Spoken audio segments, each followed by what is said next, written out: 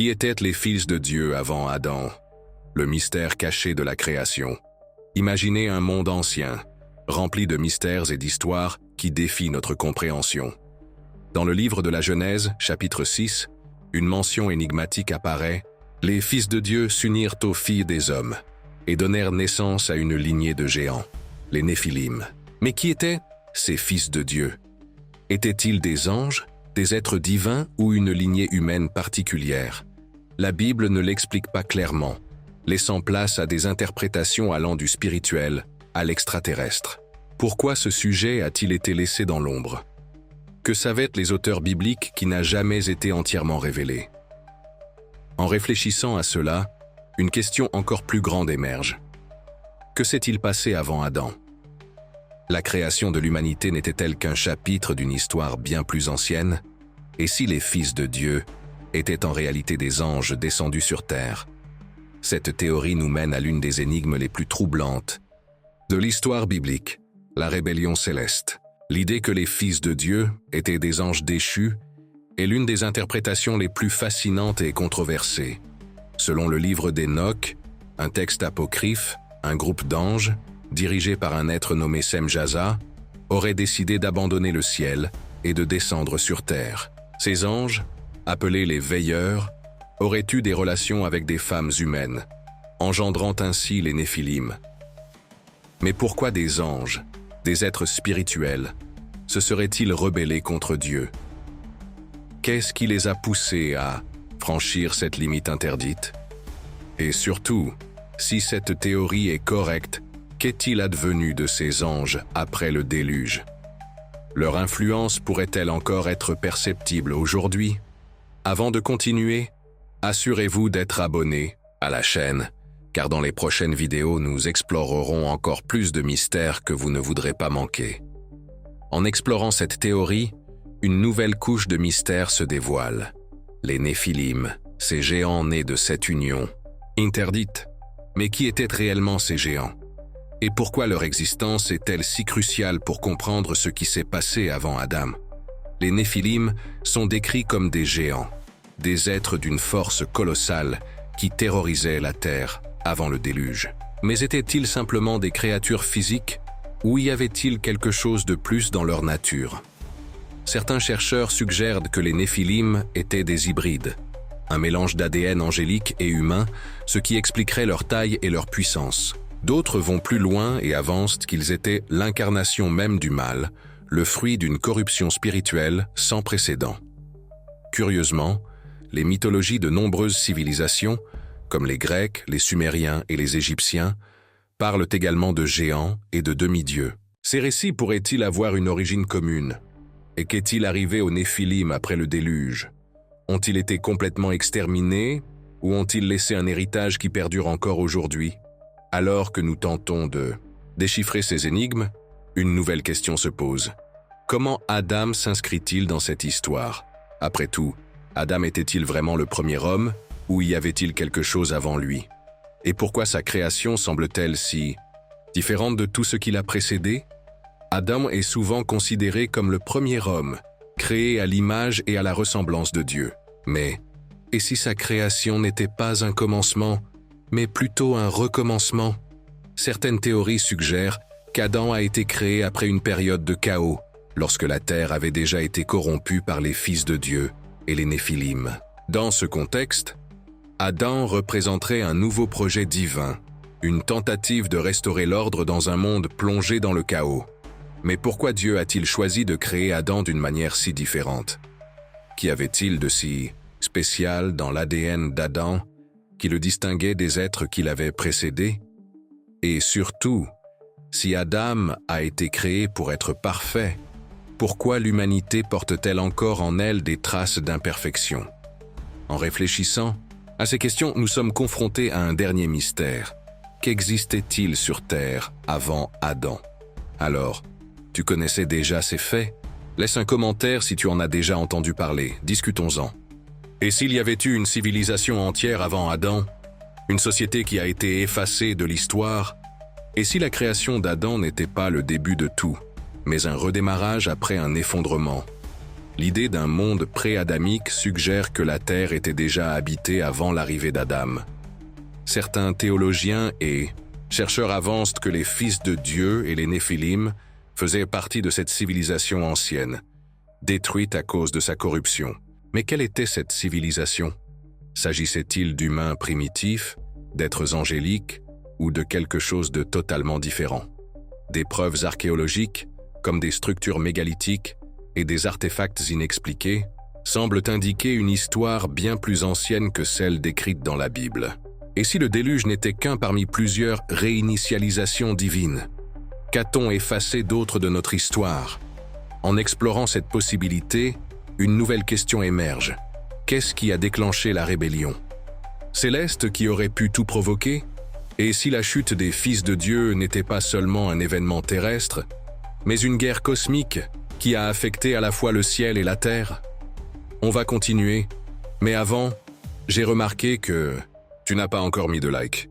Si tu apprécies le contenu, clique sur le pouce bleu. La chute de Lucifer est l'un des événements les plus marquants de la théologie chrétienne. Mais et si cette rébellion céleste était directement liée au Fils de Dieu et à l'apparition des Néphilim? Selon certaines interprétations, les anges déchus qui ont suivi Lucifer seraient les mêmes qui sont descendus sur terre et se sont unis aux femmes humaines.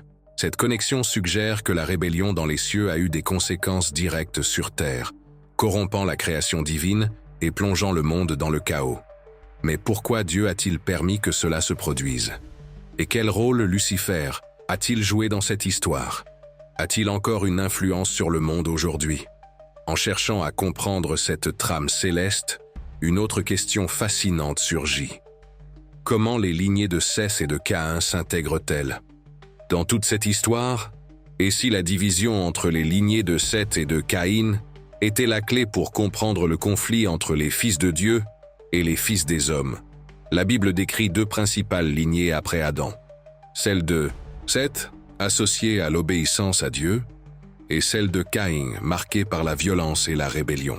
Certains chercheurs suggèrent que les fils de Dieu étaient des descendants de Seth, tandis que les fils des hommes provenaient de la lignée de Caïn. Cette division pourrait expliquer l'apparition des Néphilim, issus de l'union entre ces deux lignées. Mais pourquoi ce mélange était-il si problématique? Qu'y avait-il de différent dans l'ADN ou la spiritualité de ces lignées? Et surtout, pourquoi Dieu a-t-il permis à ces lignées de coexister, sachant que cela conduirait à la corruption? En explorant cette théorie, une nouvelle couche de mystère se dévoile. Le déluge comme réponse divine à cette corruption. Mais le déluge était-il vraiment la fin de cette histoire, ou juste un chapitre dans un conflit bien plus vaste? Le déluge est souvent perçu comme un acte de purification, une réponse divine à la corruption causée par les fils de Dieu et les Néphilim. Mais et si le déluge était plus que cela? Et s'il s'agissait d'une réinitialisation cosmique, une tentative de restaurer l'ordre dans un monde devenu méconnaissable? L'arche de Noé est un symbole de salut, mais aussi d'un nouveau commencement. Pourquoi Noé et sa famille ont-ils été choisis? Qu'est-ce qui les distinguait de la corruption généralisée? Et surtout, le déluge a-t-il réellement éliminé toute trace des Néphilim et des fils de Dieu, ou certains ont-ils survécu et continué à influencer l'humanité? En réfléchissant à ces questions, un autre mystère se présente. Que disent les autres cultures anciennes sur ces événements? Et si les récits de géants, de dieux et de demi-dieux dans d'autres cultures étaient les échos d'un même événement décrit dans la Bible? L'histoire des fils de Dieu et des Néphilim n'est pas exclusive à la Bible. À travers les cultures du monde entier, nous trouvons des mythes étonnamment similaires. Les Grecs parlaient de dieux qui s'unissaient aux humains, donnant naissance à des demi-dieux comme Hercule. Les Sumériens décrivaient les Anunnaki, des êtres divins descendus du ciel pour intervenir dans l'humanité. Les Égyptiens avaient leurs propres histoires de dieux et de géants. Toutes ces narrations pourraient-elles avoir une origine commune? Et si les fils de Dieu étaient un souvenir collectif d'un événement réel qui s'est produit dans un passé lointain? Que révèlent ces histoires sur la nature de ces êtres et leur impact sur l'humanité? En explorant ces connexions, une nouvelle question surgit. Comment la science moderne pourrait-elle éclairer ces mystères anciens? Et si la génétique et l'archéologie pouvaient nous aider à résoudre l'énigme des fils de Dieu et des Néphilim? Les avancées en génétique et en archéologie ont soulevé des questions fascinantes sur l'histoire de l'humanité. Certains chercheurs suggèrent que l'ADN humain contient des marqueurs inexpliqués qui pourraient indiquer une intervention extérieure dans un passé lointain. Ces marqueurs seraient-ils des vestiges des fils de Dieu? De plus, des découvertes archéologiques, comme des squelettes géants et des structures mégalithiques, semblent défier notre compréhension de l'histoire. Et si ces découvertes étaient des preuves d'une civilisation ancienne ayant coexisté avec les Néphilims, la science pourrait-elle nous aider à comprendre ce qui s'est réellement passé avant Adam? En réfléchissant à ces possibilités, une nouvelle question se pose. Quel était le but spirituel de ces êtres? Et si les fils de Dieu étaient plus que de simples êtres physiques, mais aussi des messagers ou des gouverneurs avec une mission divine? Au-delà de leur nature physique, les fils de Dieu portaient une dimension spirituelle profonde. Étaient-ils des messagers divins, des gouverneurs, ou quelque chose de plus? Certaines théories suggèrent qu'ils ont été envoyés pour guider l'humanité, mais ont fini par se corrompre. D'autres proposent qu'ils faisaient partie d'un plan plus vaste, une expérience divine qui a mal tourné. Mais pourquoi Dieu permettrait-il à ces êtres d'interférer dans la création? Et quel fut l'impact spirituel de leur présence sur Terre?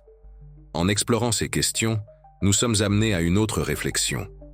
Quel est l'héritage de ces êtres dans notre culture et notre religion? Et si le mystère des fils de Dieu influençait encore notre compréhension de la spiritualité et de l'histoire aujourd'hui? Le mystère des fils de Dieu et des Néphilim a laissé une empreinte profonde dans la culture et la religion au fil des siècles. Des œuvres d'art de la Renaissance aux films modernes, l'idée d'êtres divins interagissant avec les humains continue de fasciner et d'intriguer. Dans la religion, ce thème est central pour comprendre des concepts comme le péché originel, la chute de l'humanité et la rédemption. Mais pourquoi cette histoire résonne-t-elle encore si fortement en nous?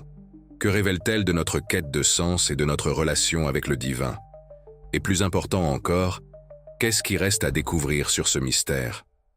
En réfléchissant à ces questions, nous arrivons à une dernière interrogation. Que nous réserve l'avenir pour notre compréhension des fils de Dieu? Et si de nouvelles découvertes, qu'elles soient scientifiques ou spirituelles, pouvaient enfin révéler la vérité derrière cette énigme millénaire? Merci d'avoir regardé jusqu'ici. N'oublie pas de t'abonner pour continuer à recevoir plus de contenu incroyable comme celui-ci.